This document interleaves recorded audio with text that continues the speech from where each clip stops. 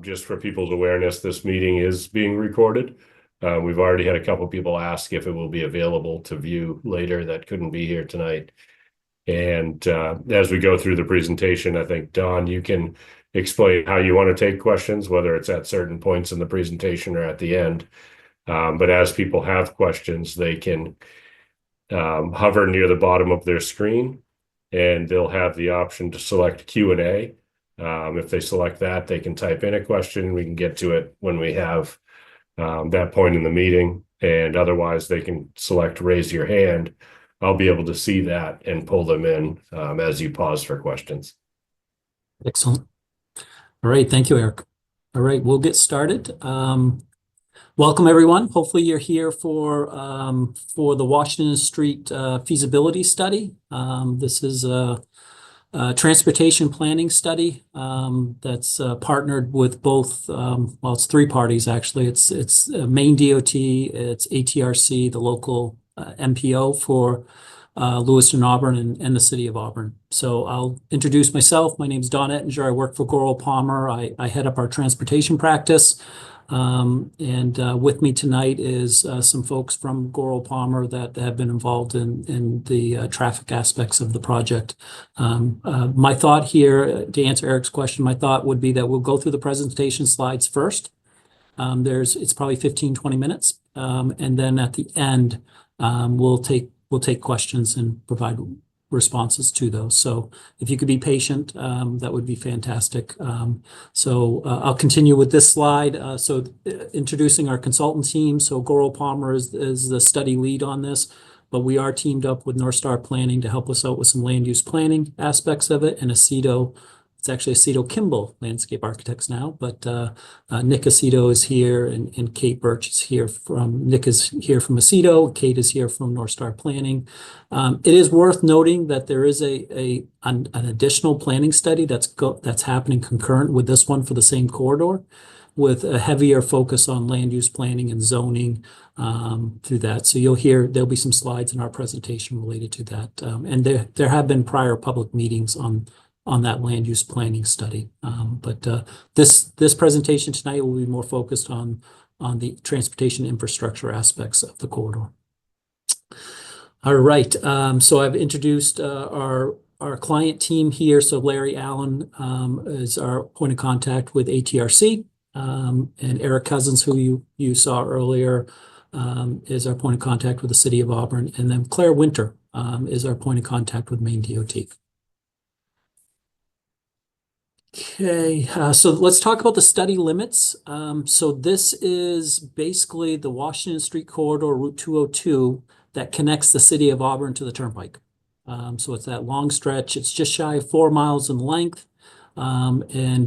Starting in Auburn, it's basically where the Minot Ave Rotary is. And then from that point heading towards the interstate, it's that entire stretch almost extending to exit 75 with the main turnpike. So the graphic here on the right kind of shows in red the limits of our study. So we'll start a little bit north of exit 75 with the main turnpike, and we're going to continue north all the way up to just south of the rotary at Minot Ave. So it's about 4 miles in length, and the study includes both barrels, the northbound barrel and the southbound barrel, or both corridors, which we'll talk about in the presentation. All right, I have a couple slides here that are text heavy, so I apologize, but it's important stuff. We do have some visual slides to support the text after these couple of slides. So what are the goals of this study? Well, one of the goals is to maintain mobility. We understand how important this corridor is to providing a mobility corridor from folks in the city of Auburn and even Lewiston to some degree, and getting access to the main turnpike. So whatever we recommend, we want to make sure that we're not going to reduce or compromise the mobility of this corridor. But we also want to focus a bit on safety and accessibility for the businesses and the properties and the residential homes that exist on the northbound section of this Washington Street corridor. So if folks are on the call that remember years and years ago, there was only one barrel, and it was the northbound barrel, and that was two-way traffic. And that's where you see all the businesses. There's residential homes, there's industrial properties, there's commercial properties along that corridor.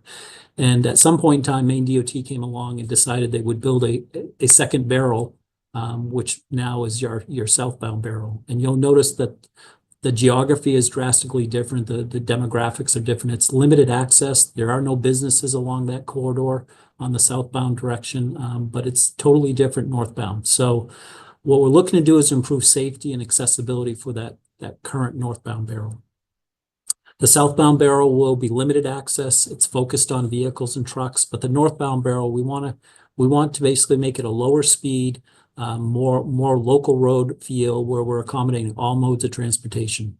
We want to encourage people to drive slower through there. We want to provide access for pedestrians, bicyclists, and even bus transit. So we'll be looking at safety, accessibility, and mobility along both of those corridors. That's our study goals. Our study scope is it's very traffic heavy, traffic analysis heavy, but understanding the current capacity of Washington Street from a traffic perspective, and volumes of traffic. But we want to identify improvements necessary to convert the northbound and southbound roadway sections into two separate, two-lane, two-way roadways.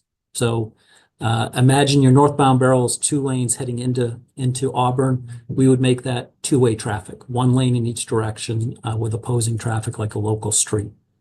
And then on the mobility side, on the southbound barrel, which is currently two lanes heading towards the south and Main Turnpike, we would make that a two-lane, two-way facility as well. It might be two lanes, it might be four lanes, it might be a combination of both. Those are some of the exercises that we're going to be analyzing. So we'll convert the northbound barrel back to the two-way local street with lower speeds, better access to the adjacent parcels, and accommodations for bikes, peds, and transit. We'll figure out how long on the controlled access highway, the mobility corridor, which is our southbound corridor, how long can it survive as two lanes, and when does it need to become four lanes from a traffic capacity and analysis standpoint? We also will be taking a look at Rodman Road.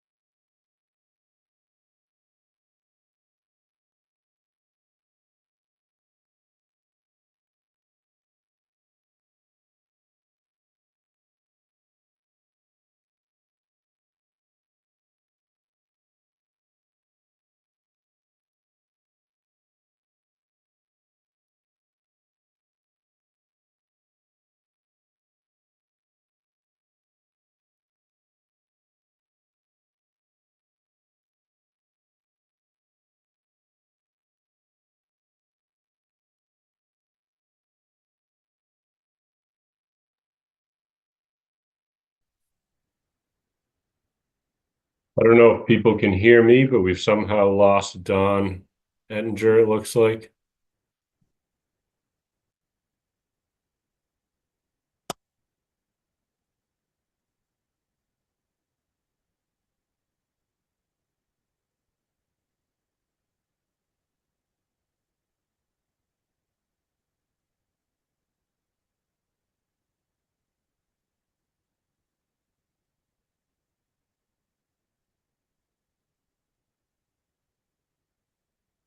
Okay, Don has dropped off. I'm sure he will rejoin quickly if he still has internet.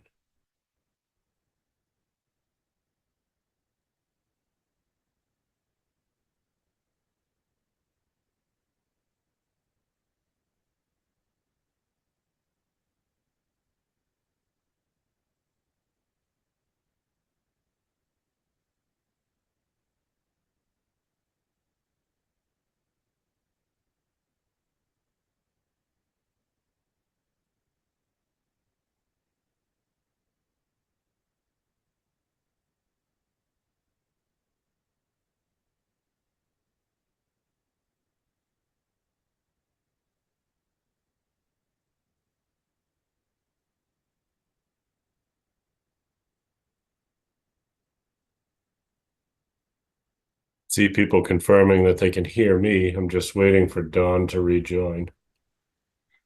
Eric, I Yeah, uh I have Dawn on the phone and I guess he's waiting to get in.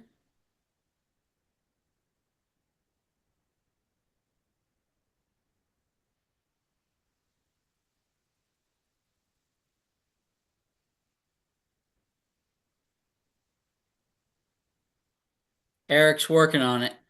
Okay.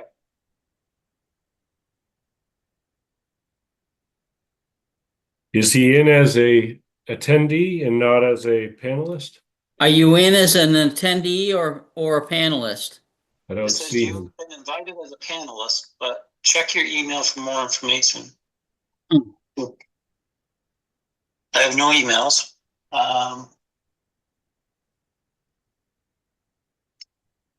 Let me see if I can get on with the problem with my phone, I won't be able to.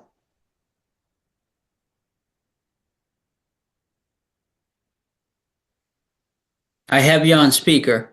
I'm just seeing if there's a way that I can But re-invite I'm not able you. to share my slides, correct? Correct.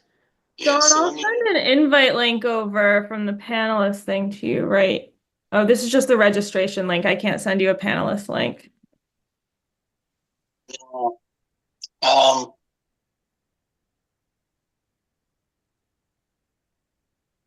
Dawn, can you go back to the appointment and try to sign in, or is that what you've already done?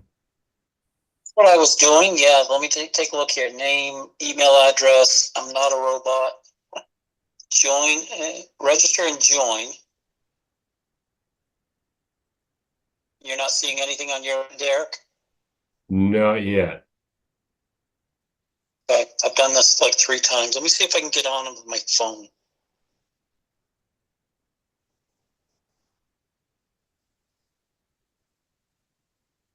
Might need you to run the slides from the email I sent earlier. We'll see. Okay, I'll start to prep for that. Okay. So I'm going to try to join from my phone. Join, register.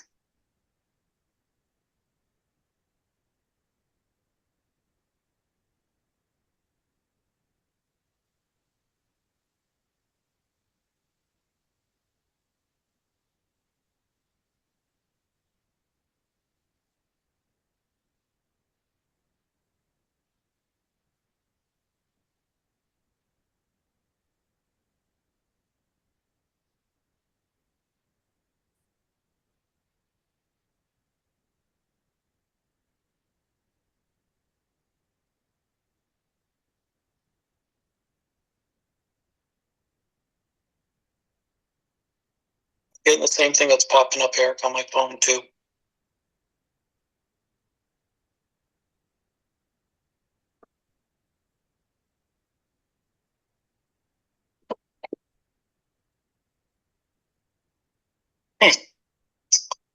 All right, it's not good.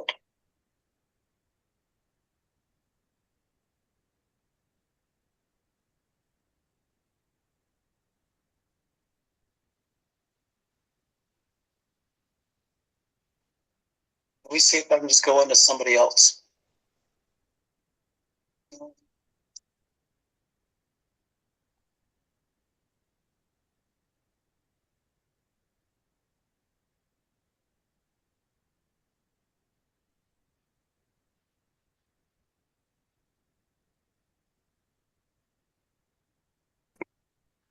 Yeah, Dawn, if you could let me know the name of what else you might come in as, I can look for it on I this. came in as Donald Ettinger, and the email address was just Ettinger at Goral Palmer, and it looks like it may be working. Recording in progress. Oops. I'm gonna hang up the phone. I'm promoting you to panelist right now, Don. Donald.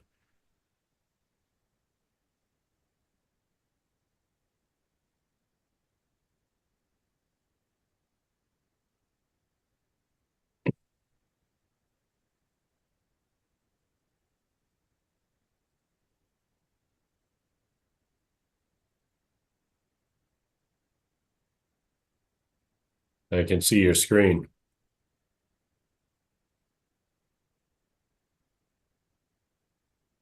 Audio. So hopefully you can hear me now as well. Is that correct? We can, and I wonder if it may be a capacity issue if you maybe don't share your video unless you think it's necessary. I'm not sure if that could be part of it. Yeah, let's try that. Okay, am I sharing the screen? You guys seeing the study scope slide? Great on this end. Okay, excellent. I'm going to continue. My apologies to everyone. It seems like we had some technical difficulties. Hopefully it won't occur again. So we're going to continue on with this slide.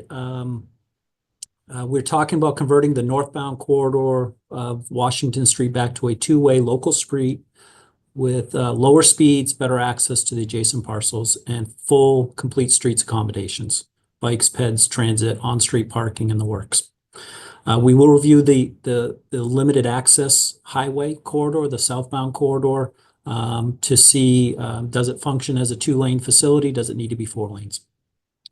And then we will also look, regardless, we're going to look at a 4-lane facility on the southbound.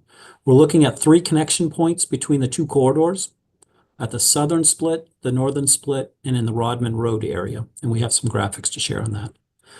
We are also considering at Rodman Road to provide a crosstown connection that would cross over both corridors of Washington Street, cross over the Little Androscoggin and the railroad corridor, and connect to Broad Street. So let's share some visuals. So this is our the existing condition, our study limits. So we've rotated the screen a little bit. I-95 is on the bottom left. I think you can see my cursor. I-95 is over here. And the Washington Street corridor goes left to right on the screen. Auburn is on the right, and the Turnpike interchange is on the left. So in the existing conditions, we have 2 corridors for Washington Street. We have a northbound, which is 1 way, 2 lanes.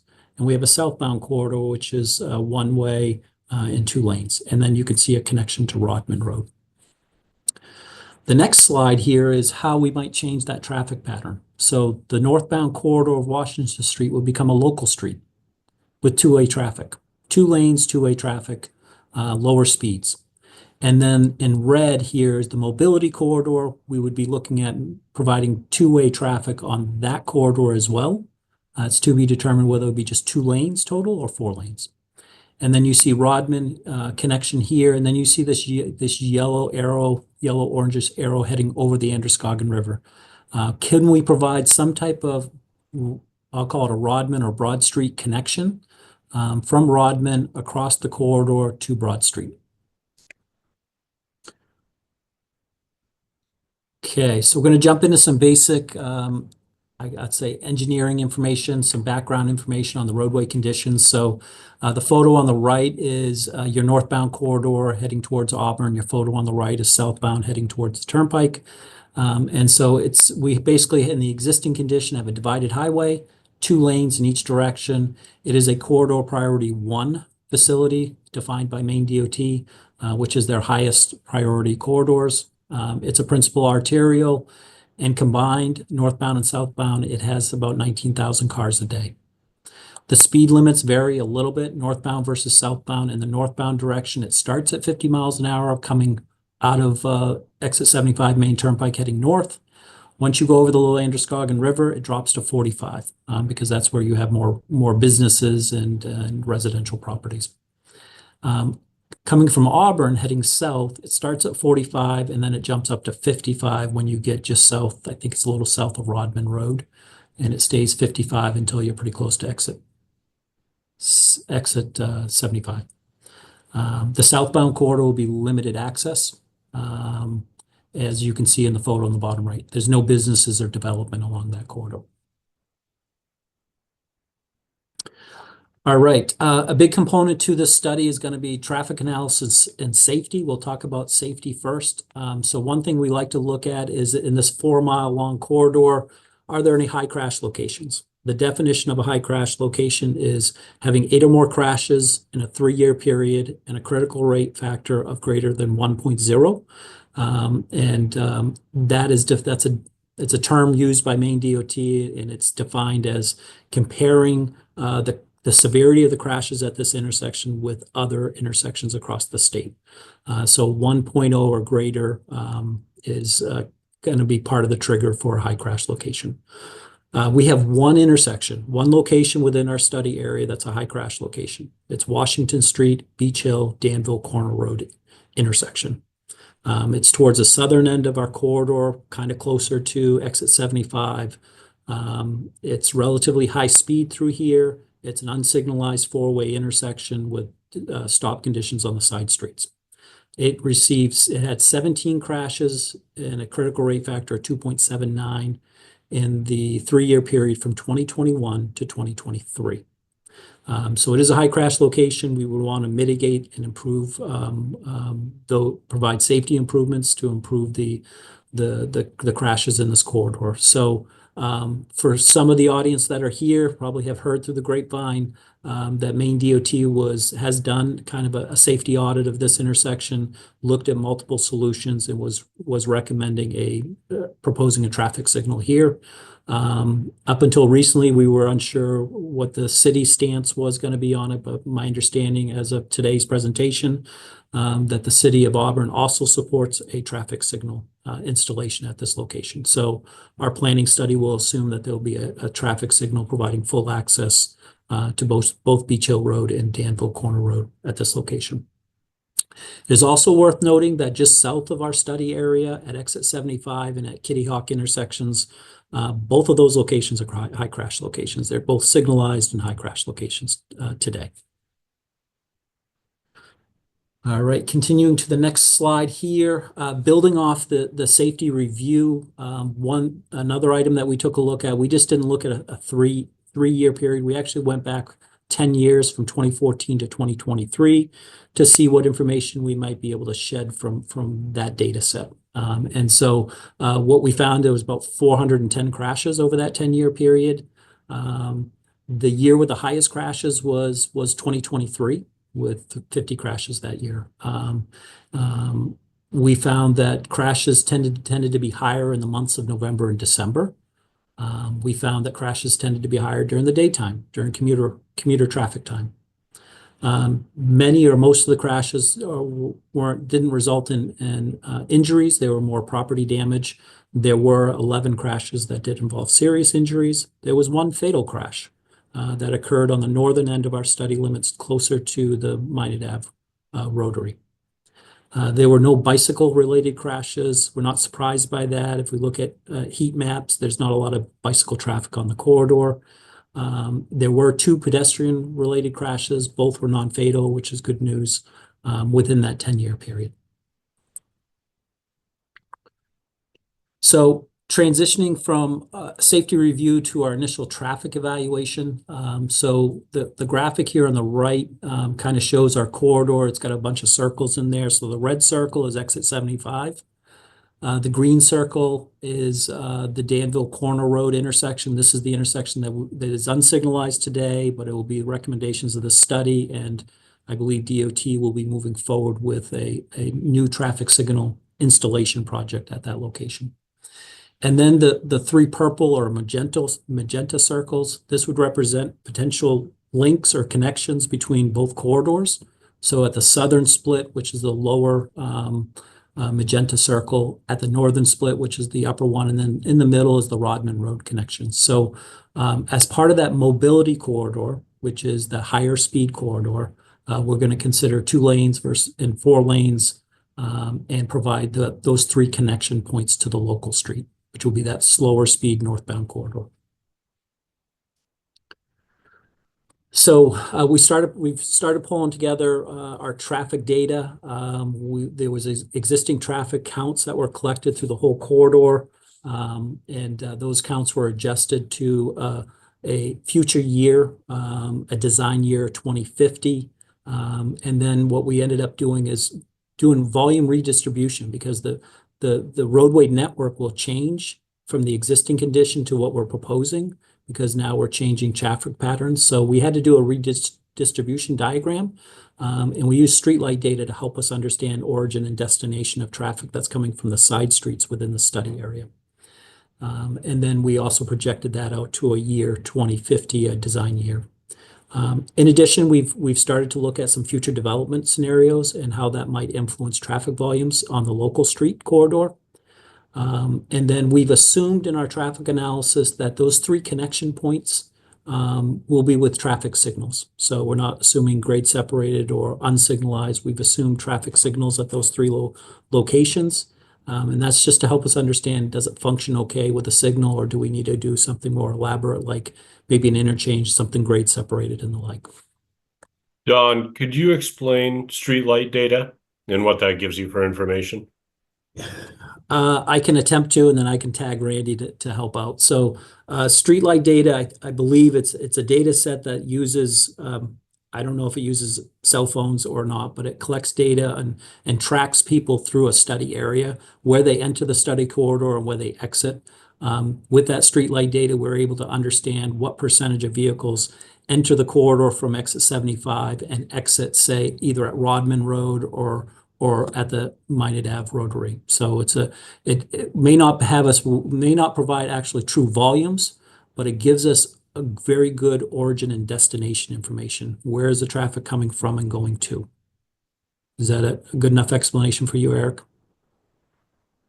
Yes, I just think that there's probably people on the call that aren't familiar with that term. Yep. And Randy, you're unmuted. Did I do okay, or did I miss something? No, you did great. You nailed it. Okay. Thank you, Randy. All right, we're going to jump to the next slide. The next slide here is, so we did that redistribution plan to understand how traffic volumes might change based on new patterns. And then we started running some traffic analysis. So we ran traffic analysis for a 2-lane mobility corridor, which is kind of demonstrated or illustrated on the top graphic here. And then we also did one for a 4-lane mobility corridor. What we found were the levels of service from a traffic analysis standpoint were pretty decent on a 2-lane facility. They were B's and C's. Typically, it's like a report card scoring system. A's, B's, and C's are good. And if it's D, E, or F, then they're not so good. I think acceptable levels of service from a traffic assessment standpoint can go down to a D. So with a 2-lane facility for that mobility corridor, we found we were coming up with levels of services of B's and C's. And then we ran it for a 4-lane facility, which is illustrated in the bottom graphic. And we came up with better levels of service, A and B, but we did find both scenarios were acceptable levels of service. We did run a 3rd scenario, which is a hybrid of the 2. It's a partial 2-lane and a partial 4-lane, and my next slide will discuss it, but that also had acceptable levels of service.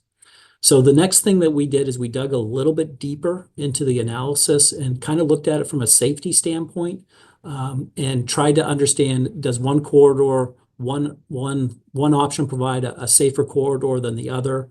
And at a high level, we found that a 4-lane facility will be a safer facility than a 2-lane. 2-lane facility, you can see here you have opposing traffic, so you are more likely to have head-on type collisions.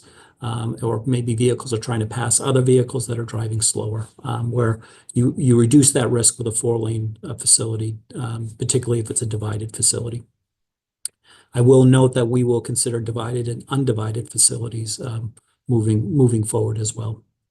The other assessment we did is we took a look at a high level what the travel time might be. And we did find, again, that the 4-lane facility had reduced travel time running through the study area, say from traveling from exit 75 to the rotary at Minot Ave, or in the reverse direction, that it was a reduced travel time with a 4-lane facility. And it makes sense, right? Because you can pass vehicles that might be driving slower with a 4-lane facility, and it's more challenging when it's just a 2-lane facility.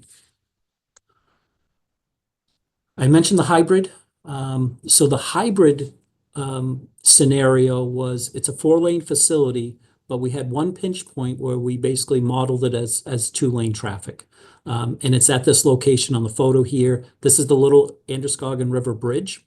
This is in the southbound direction.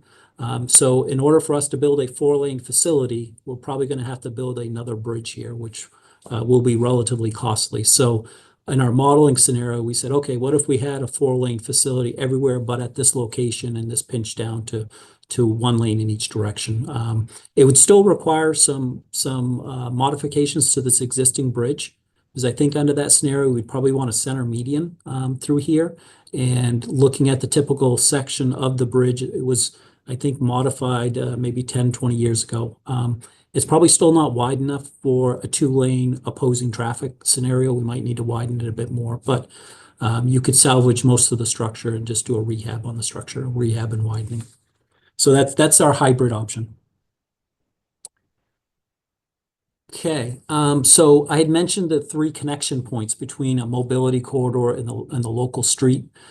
So I just wanted to kind of talk briefly about each of them to say that that we're considering multiple options at those connection points. So this is our southern split. This is closest to exit 75 or Danville Corner Road intersections, a little bit north of that.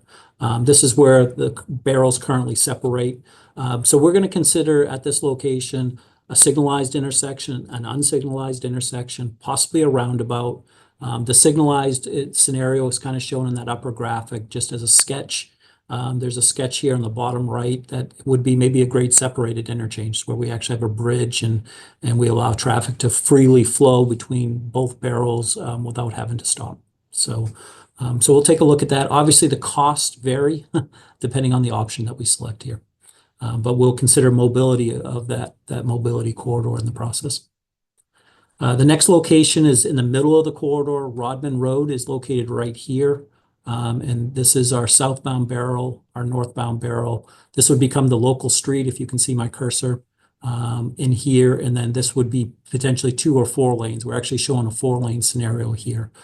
But how would we provide connections to Rodman? Rodman is an industrial area, a lot of truck traffic that goes to and from that area.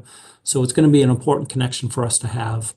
So we're going to, at this location, we will consider a signal. Not sure how successful that will be, but we'll look at potentially a roundabout. The one that's been kind of, we discussed the most at this location would be maybe grade separated, some type of interchange here. So we have a couple of scenarios here shown of how that might work.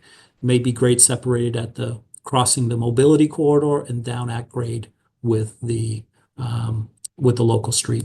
And then you'll see the road continues to the east, which would cross over the Little Androscoggin and eventually connect to Broad Street.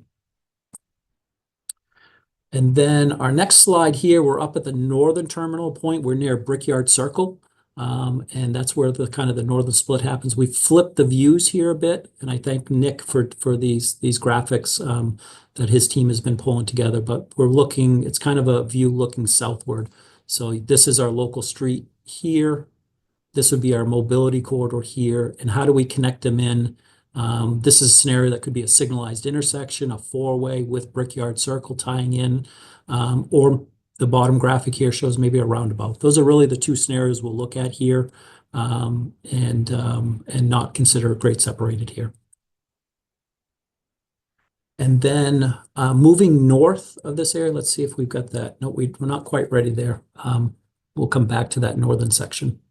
I want to share a few slides here from the land use planning study that's ongoing and kind of focus in on the local street infrastructure. So there is a kind of a sister study going on that's focused on more land use planning and future development and zoning of the local street. And that will inform us of what that transportation infrastructure should look like on the local street. Again, we want a complete street scenario that accommodates all modes of transportation, heavy focus on pedestrians, bikes, on-street parking, make it much more pedestrian friendly of an environment, lower speeds, pedestrian friendly, encourage people to stop and visit the places that are there. So there has been ongoing public outreach, a few neighborhood meetings, and there'll be some follow-up meetings on this study. But zooming in, you kind of get a graphic here that kind of shows what that roadway footprint might look like. Single lane in each direction, low speeds, probably 25 miles an hour, on-street parking, and then separated bike facilities and pedestrian sidewalks.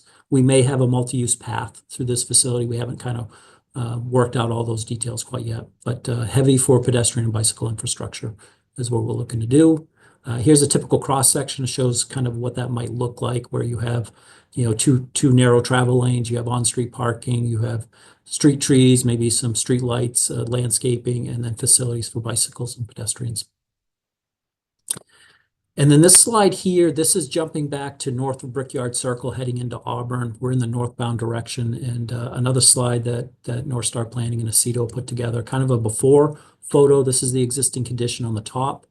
And then what this might look like in the future condition, we're envisioning maybe a boulevard. Once we get to that northern split connection, from that point up to Minot Ave Rotary, we're thinking more of a boulevard effect where we might have 2 lanes in each direction with some turn lanes into some of the businesses. But what you don't have today that we would in the future, a heavy focus on bikes and peds. You got the side tree plantings, median plantings, you got ornamentals, pedestrian lighting, but facilities for bike and ped accommodations in that area. All right, I'm down to my last slide, and I will just kind of touch base on schedule. So we're here tonight for our first public meeting on this roadway infrastructure project, and we're here to kind of solicit feedback and input. As you can see, we don't have any final recommendations yet. We're still kind of working that through, but we thought we're at a good stage where we have some information to share and would love some feedback from the community on what they like, don't like, any comments they want to share with us. So we'll take that information back with us to the study team. We'll continue to fine tune and review traffic analysis and safety and land use planning. We will start developing concepts based on the visioning that this team comes up with. I put this schedule together. It hasn't been fully approved by our client team yet, but we're thinking probably the next 2 or 3 months, we'll probably be working on fine tuning the information. And maybe midsummer, July-ish, probably have some preliminary recommendations. We put some cost estimates together and think a bit about phasing, how this might work, because this big picture, it's probably a pretty expensive project, particularly if it ends up being a 4-lane mobility corridor. So how would this get phased and how would the cost be phased out over time? So have those recommendations in July. We're planning to present to City Council as well as probably a separate meeting with DOT late summer, August timeframe, and we'll come back and present to the public around that same timeframe. And then we'll take obviously comments and make revisions, final recommendations in September, and then start working on a draft and final report in the fall, September, October-ish is our current schedule for this project. So with that said, Eric, I'm going to, I guess I'll stop sharing and we'll go from there. Thank you, Don. And if anybody has questions, we don't have any in the Q&A currently. If anybody wants to be able to speak and verbally ask a question, please if you scroll to the bottom of your screen, you should see some options. One of those is to raise your hand or select the Q&A. We have Mary Ann that would like to speak. Mary Ann, you should be good to go. Thanks, Eric. It's actually Tim Cowan, City Council Ward 2. I just wanted to thank you for this presentation. It's very, very exciting opportunities. I did have a question about the currently what is being thought about for the traffic signal at the high crash intersection. My recollection is when we looked at traffic data, the vast majority of automobiles pass through. If they're on Washington Street, they continued northbound if they are northbound, or southbound if they're southbound. And of the remaining people turning off those side streets onto Washington, they were turning with the traffic. So is that still an option that can be reconsidered?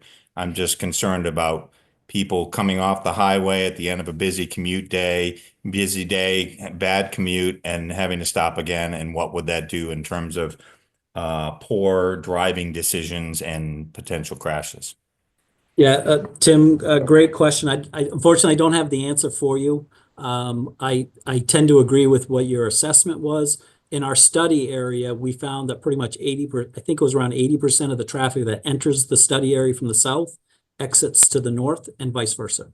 So the majority of traffic is directional and is not necessarily jumping off, but there is still a percentage. My understanding was that the DOT did do a safety audit for the intersection and considered the ideas that you were just sharing, where maybe it's directional traffic. Maybe you don't allow left turn movements, and therefore you don't need the signal, and traffic that comes from the side roads would have to turn right into it or turn right out of it to follow the flow of the traffic. My understanding is that that's not going to be considered any further. There was discussions about doing that as recent as last fall, including maybe doing a demonstration project to maybe close off those left turn movements on a temporary condition. But again, it's my understanding that the decision's been made at the city level. I'll defer to Eric on this, that moving forward, they're going to look at full access signalized intersection. The speeds are 50 in that area, maybe even 55 in the southbound direction. So from our perspective, we would love to see slower speeds if it's going to be fully signalized there. Thank you. You're welcome. We do have two questions, Don, in the Q&A. What is grade separated? If we can answer that live. Yeah, so grade separated would be a bridge over. So basically, when you drive down the turnpike, you have all of the roads that cross over the turnpike or under the turnpike. They're separated. The grades are separated, so it's a bridge over or under. So basically, the movements are allowed to go free flow with no conflicts. So when I refer to grade separated, it would be a bridge, either a bridge for the main line or a bridge for the side road. And then one other question on the Q&A that I think I can take is, what about access to the river for recreation? We talked a little bit more about that in the land use portion. Take a look at our website for this project, littleandrogateway.com. This plan, although today we're really focused on transportation, is really looking at how do we change that gateway to be sort of centered on the Little Androscoggin River, access across the river.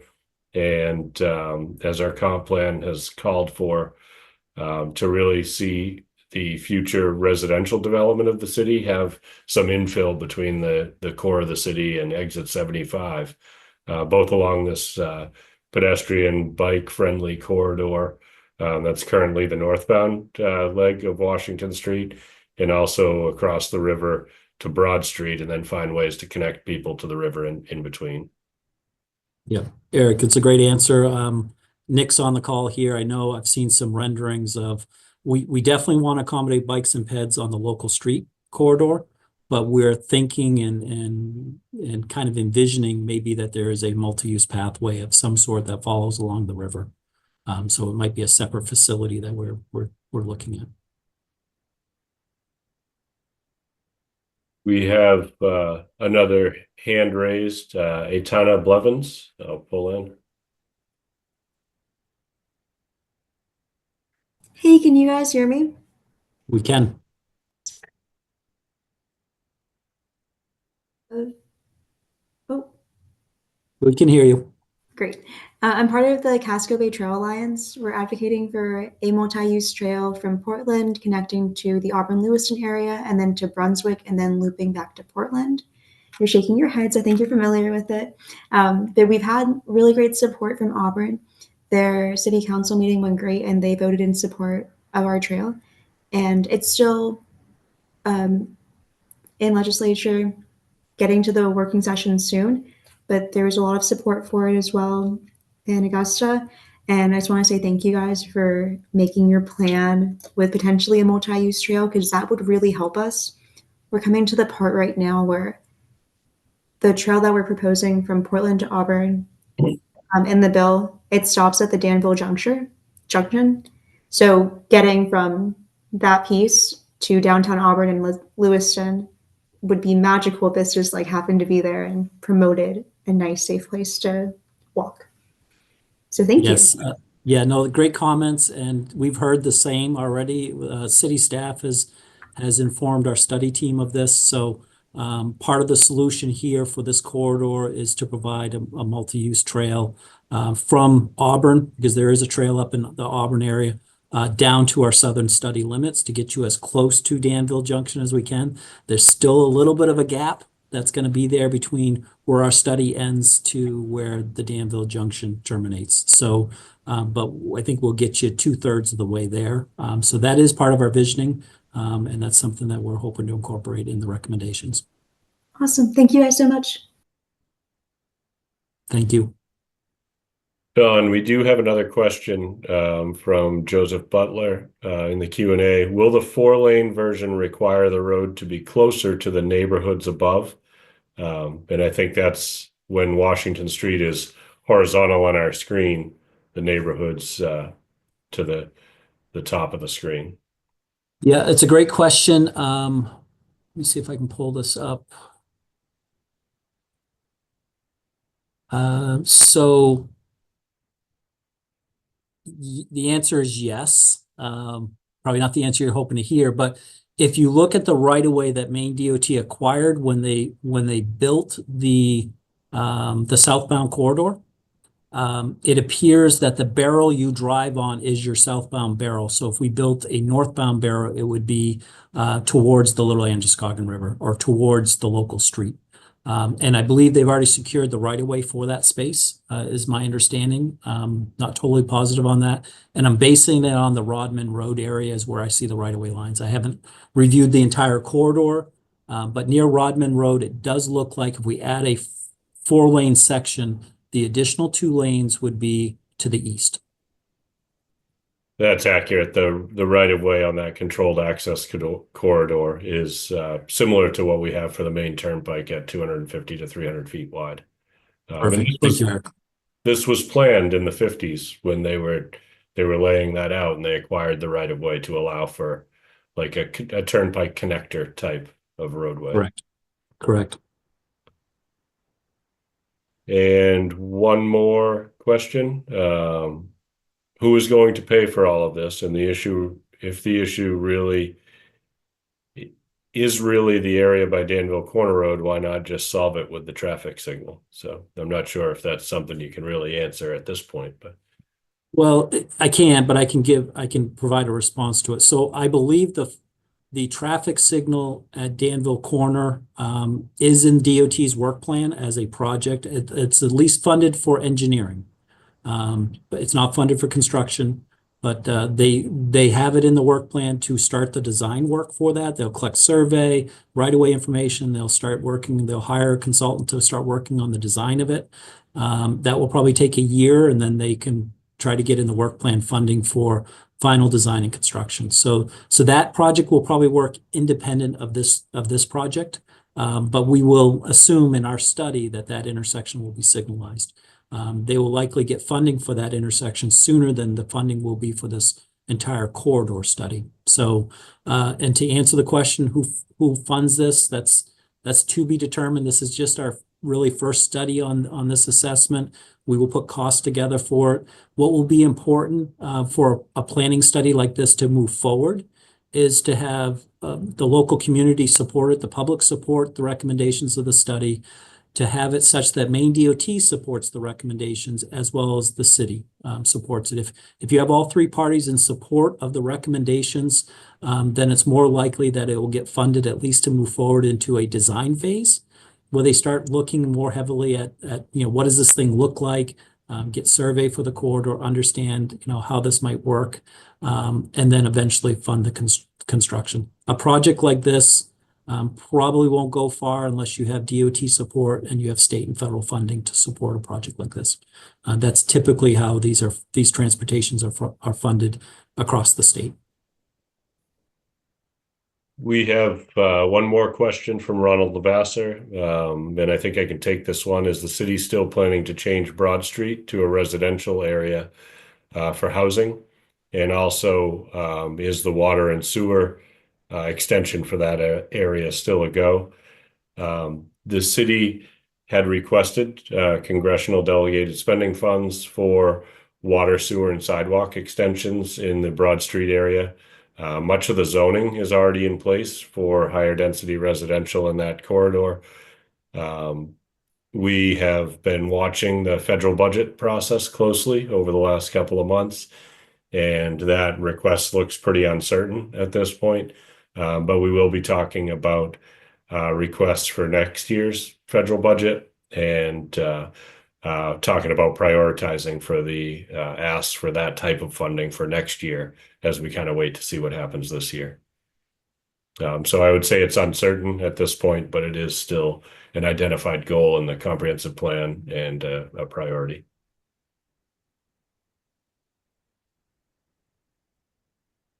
We have one more question in the Q&A. Will there be a public committee involved in the process at some point? Good question. We weren't planning on it, but what I will say is that this planning study, this transportation infrastructure planning study, will run parallel to the land use planning study, and it's the same study team. It's the same group of consultants that are working on both. And the studies overlap tremendously. So, and I think that public outreach is more extensive on the land use planning study. So that I share that, and I'll defer to Eric in terms of whether there should be an advisory committee, a public advisory committee for this study.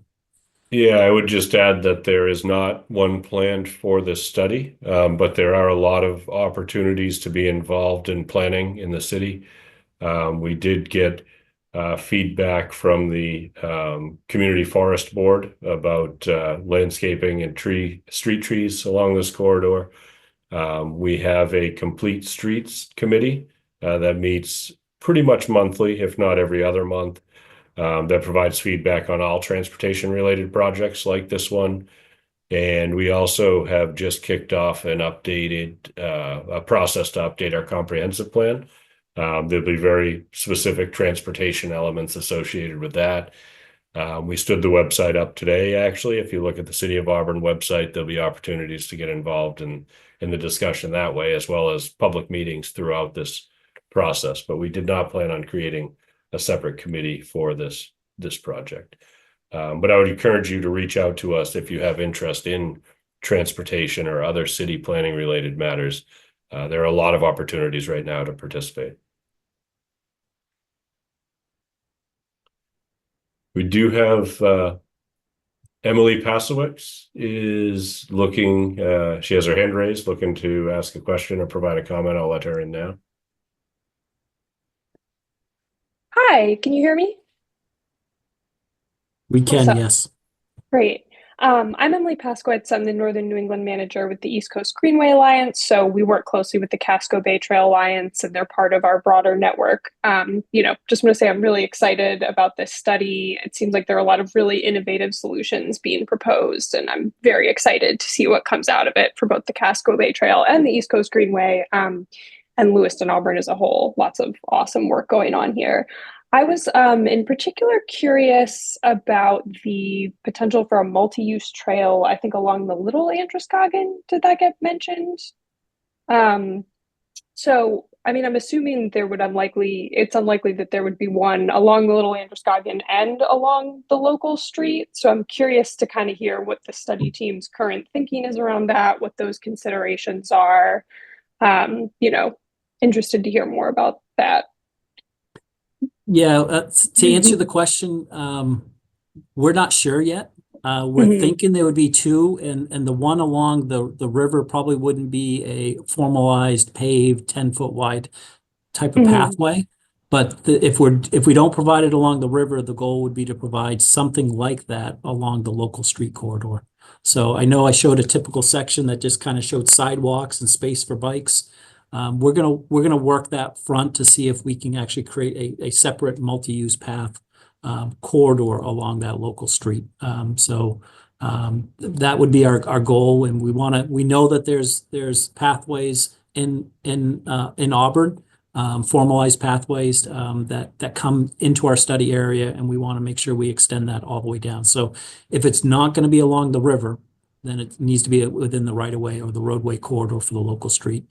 And then we're at our southern split, we want to provide that. We're going to probably propose a southern boulevard, similar to what we proposed up by Brickyard Circle to the Rotary, a similar type footprint with a multi-use path or trail along probably the railroad side, the east side of that corridor that takes you down towards exit 75.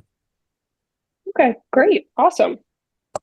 And Emily, I would just add that we do have funding for a Riverwalk trail extension from Auburn's downtown Riverwalk through Bonnie Park along the Lewiston Auburn Railroad line that turned over to the city. So that would get us to Brickyard in the northern end of this project area with an off-road trail. And then we'd have to figure out from there how those connections move through. But I think it could, in right-of-way trail, but separated from the roadway could be a great way to make the connection almost to Danville, and then we'd figure out how to get from Danville to the southern end of this corridor.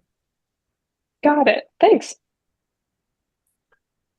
We do have one more question, Don. It says, did you say accidents are few from the Danville Corner Road to the Rotary? And if so, why would we want this to be two-way? I will say that the northbound corridor is trying to serve a lot of purposes right now with high-speed traffic, as well as buses stopping with cars, going 45 to 55 miles an hour.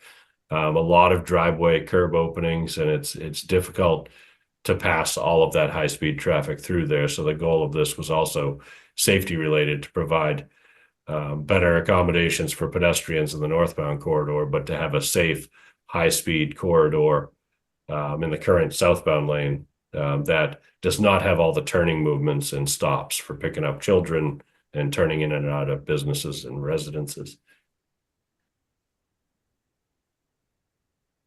It's a good answer, Eric.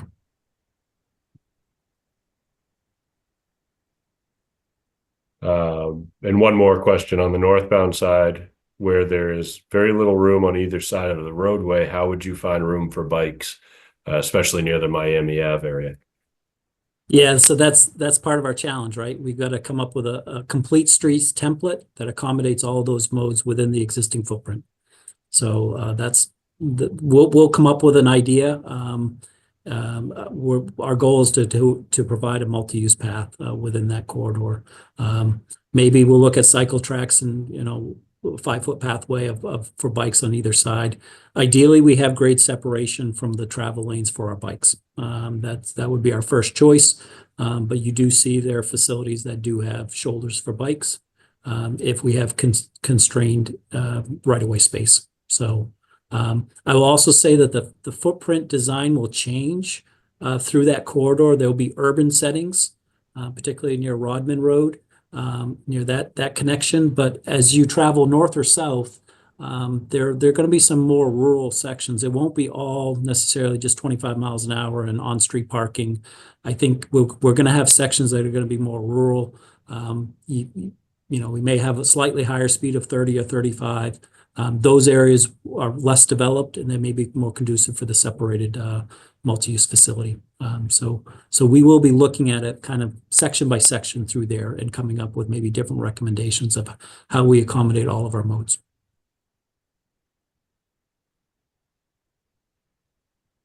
We have a comment that when John Ruccolo was in Germany, there were bike lanes designated as part of the sidewalks in some cities. Correct.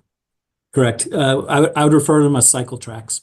So basically you have say a 5-foot space for pedestrians, and right next to it, and there may be a stripe separating it, maybe a different surface treatment. But right next to it would be a 5-foot cycle track. It would be one direction. So it basically is in the direction of those traveling. So you would have your cycle track in both sides of the road, and it would be directional.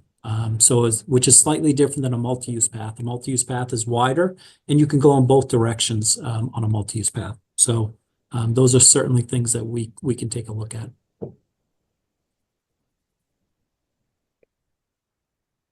Right now, there are no other questions in the Q&A and no hands raised.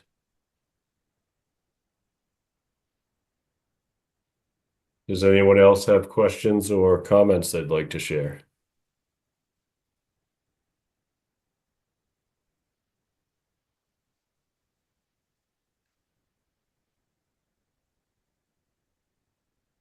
Nothing yet, Don. I appreciate the update on the transportation front, and I think you had shared the schedule that this will go on throughout the summer with more information and considerations over that time. Yep. Thank you, Eric.